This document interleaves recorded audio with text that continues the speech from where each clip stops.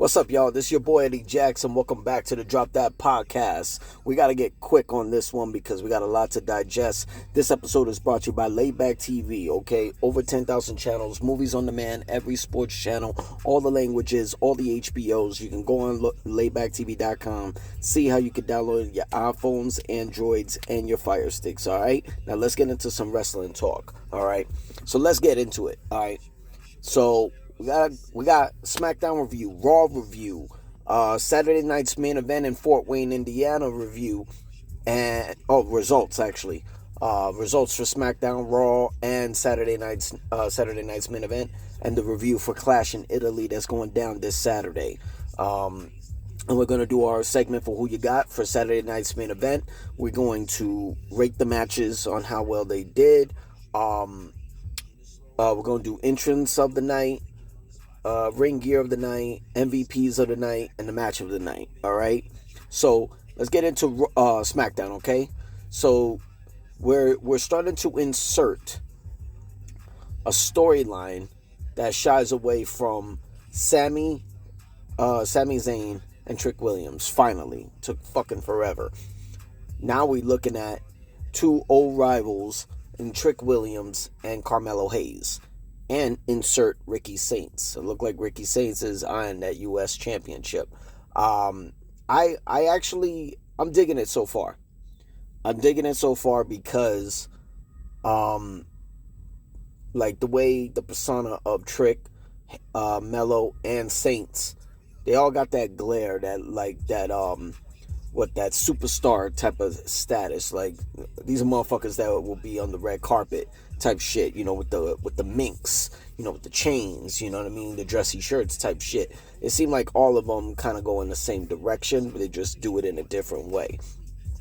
I'm trying to see where they're going with Carmelo Hayes. Carmelo Hayes, I don't know, that aura he had in NXT is just not there in SmackDown. Even if you put a U.S. championship on him for a few weeks, or you put him in a storyline with Trick Williams, you know, old rivals and stuff like that. I don't know. Trick right now, he's on fire.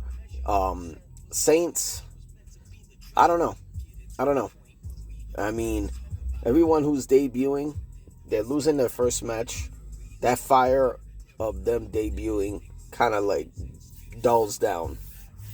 And let's not forget, Ricky Saints' first match debuting on SmackDown was against undisputed champion Cody Rhodes, which he didn't pull off the win. But we'll see where that's gonna go. We got Rhea Ripley and Charlotte Flair got some friction. You know what I mean? They did a six-women tag team match. Rhea, Charlotte, Alexa against Jade, Michin, and B-Fab.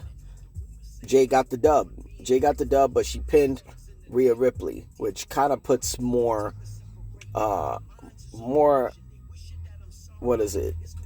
curiosity on where they're going to go in their rematch at Clash of Italy. But we'll see. I think it was a good look. Jade getting the win and literally making it look easy, but that friction between Rhea and Charlotte, I don't know. I think they're planting some seeds right there. We'll get into what I mean by that later. What else we got? We got Cody Rhodes versus Sami Zayn, which is interesting. Sami is literally taking this heel turn and going many ways with it, you know. So shout out to him. They did a one-on-one match. Cody wins the match, but gets attacked by Gunther. Sami looked like he wants to help, but abandons Cody. If you're really gonna insert that heel of a Sami, they're going into the right direction of it. I don't think babyface Sami being a world champion really does anything. But you could definitely see where it's gonna go, as far as, like, you know, because there are now 4 opportunities to win world championships, right? 4 opportunities to not only win but earn them. Okay. You got the Royal Rumble, you got Elimination Chamber, You got now the King of the Ring, and you got Money in the Bank. 4 opportunities. 2 are already done. Okay, so you got 2 more opportunities to win world championships. And I don't know. I'm still going to go on my gut. I don't see Sammy being a king, but I damn sure see him being a Money in the Bank winner. I think he could do a lot more with that. Moving on. Blake Monroe. Blake Monroe debuts on Smackdown finally. I want to see what they could do with that. If you she's been on NXT, you know, she's been Women's North American Champion. You know, I think that shine when she was in AEW is a lot brighter. She did great storylines with Tony Storm. But I don't know. In NXT, she had a good rivalry with Jordynne Grace, but I want to see what she's going to do. It seems like they're putting her in a direction to Chelsea Green and Tiffany Stratton, which is interesting. Tiffany Stratton is the current Women's United States champ. Chelsea Green is 2-time champ and the first U.S. champ. Blake Monroe, I don't know. I see a faction here, and I think it will be better. It will be better for Tiffany because that shine she was having a year ago when she was women's champion, women's Money in the Bank, Miss Money in the Bank, sorry. I don't know, it kind of died down ever since she lost the title, and it's not coming back up as a U.S. champ. Chelsea Green, she just basically lost her whole faction, which was really doing well, if you ask me. But I think this will go. The only problem is, right, Blake Monroe, she's not a follower. Chelsea Green, she's a leader. Tiffany Stratton is a snake of a follower who will find her way to lead. It will be very interesting to pair them all 3. You know, everybody's doing factions everywhere. You know what I'm saying? So you might as well. You got a Fatal Influence on SmackDown. You got Jay, Meech, and B-Fab on SmackDown. I don't even know what to name them yet. But it's got a lot.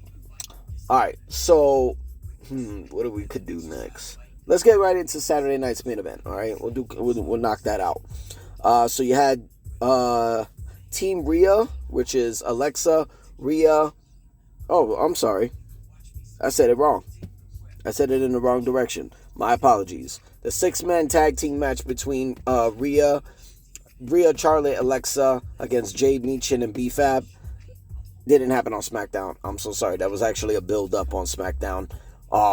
They actually had it on Saturday night's main event. I saw the match. It was interesting. It was very interesting. Entertaining, I think. I rated that match a 4, to be honest. I think it started it well. They just got right into it. Entrances were dope. We'll get into that. And I think they did the finish perfect, actually, with Jade and pinning Rhea, which hypes up next weekend's Clash in Italy. So that was dope. We had Paige and Brie Bella versus the Irresistible Forces for the Women's Tag Team Championship. Wasn't feeling that match. I'm not really sold on those champs anymore. I'm trying to see where they can go with this and who makes more sense to take the titles. I thought it would have been Judgment Day with Roxanne and Raquel, but I don't know. I won't be surprised if it's Bayley and Lyra Valkyria who take the women's tag titles away from Paige and Brie. Okay? I don't think that aura of Paige and Brie, I think that died literally the night after WrestleMania. It's no longer interesting. It was a good hype at WrestleMania, but that's it. But I rated that match a 3. We got Sol Ruka versus Becky Lynch. Non-title match.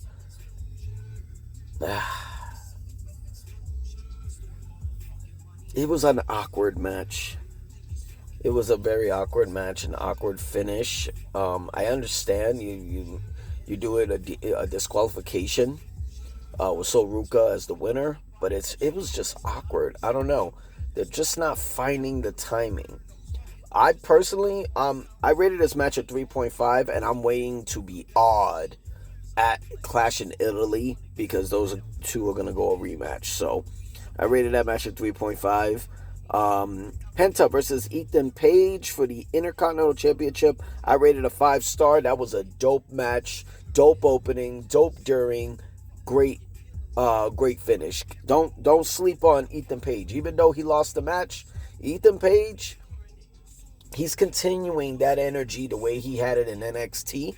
Being AAA Tag Team Champion, being the longest reigning North American champion, making the strap Canadian flags all over it, and not to mention he was an NXT champion, and he killed it. He fucking killed it with some great stories, with Trick, with Joe Hendry, and so forth.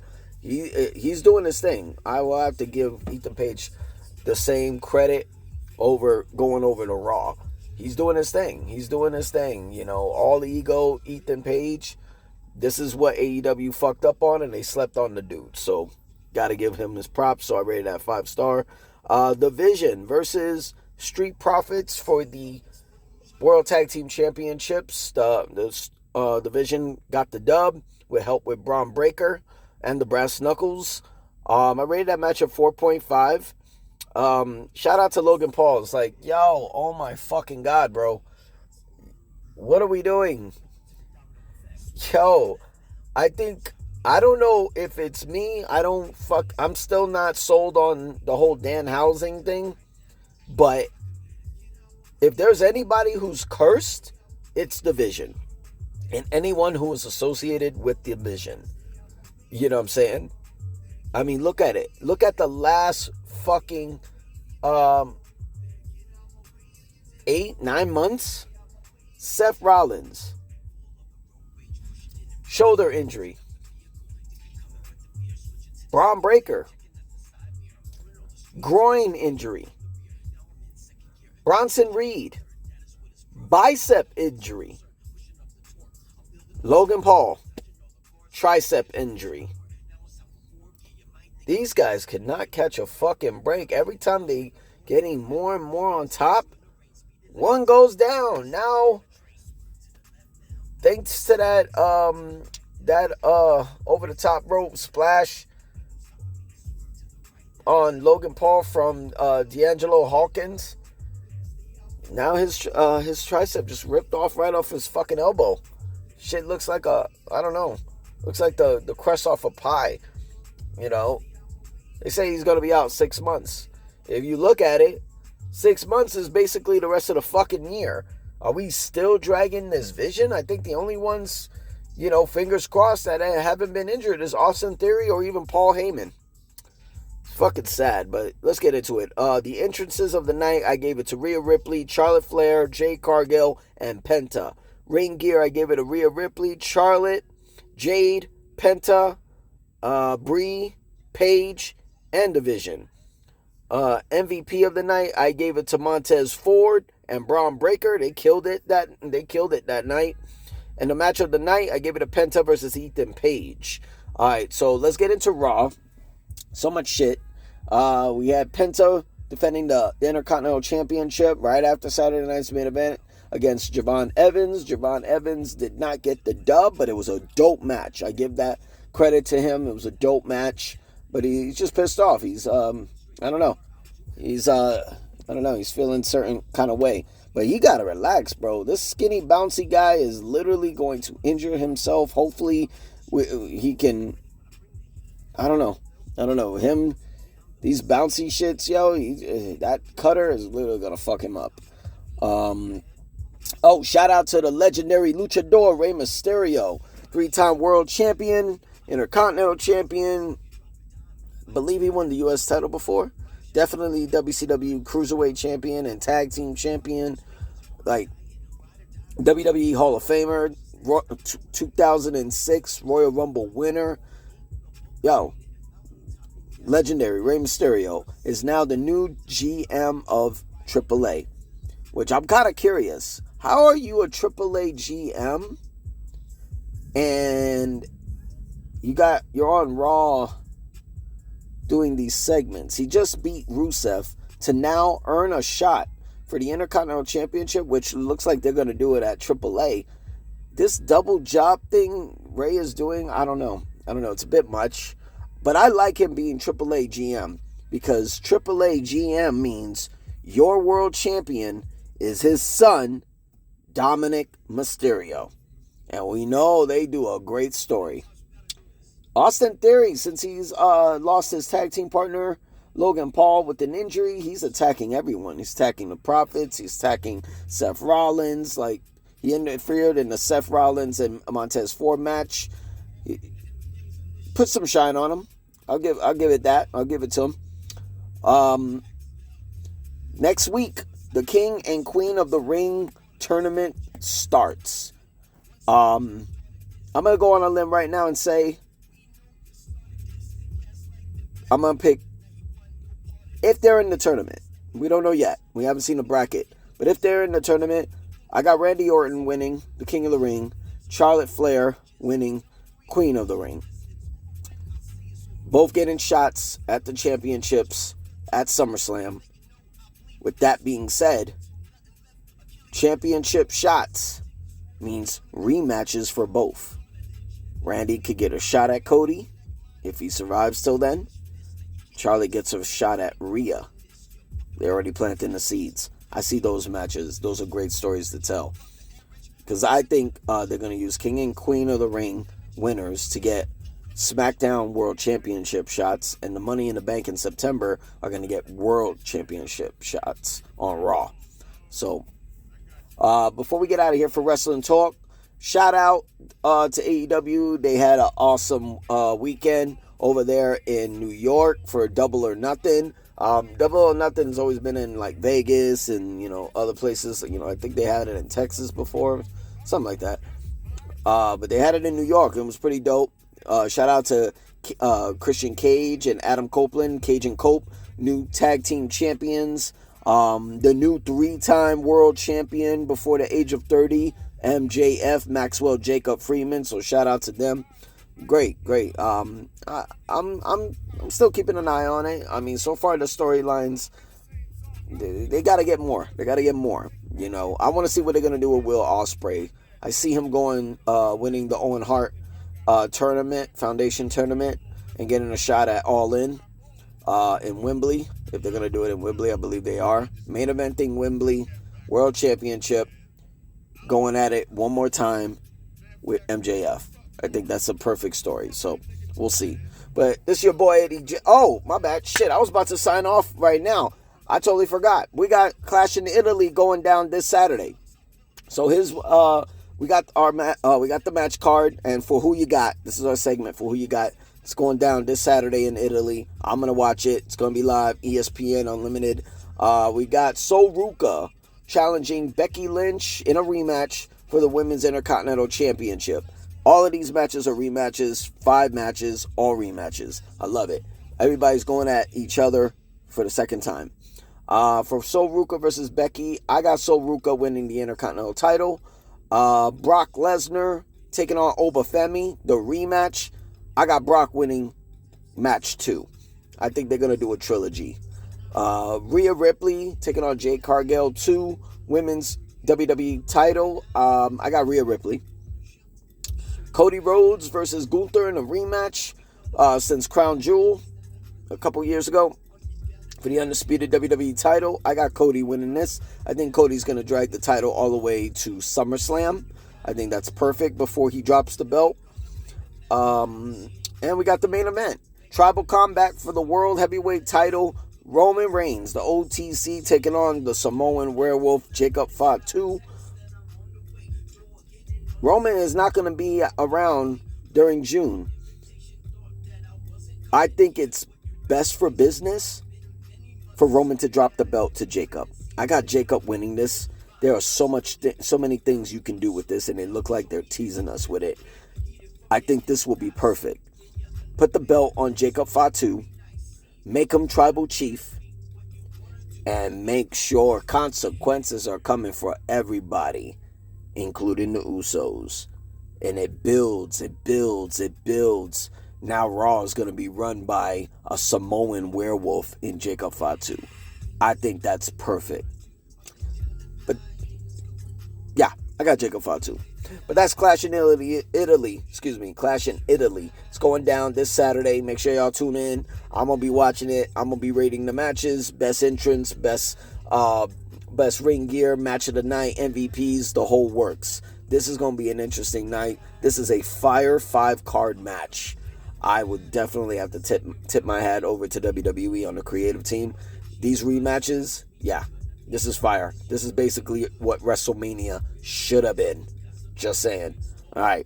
I'm your boy Eddie Jackson. So Drop That Podcast. Make sure you hit that sub button, hit the likes, hit the comments. Let me know who y'all got for Clash in Italy going down this Saturday. All right. Y'all be easy. Peace.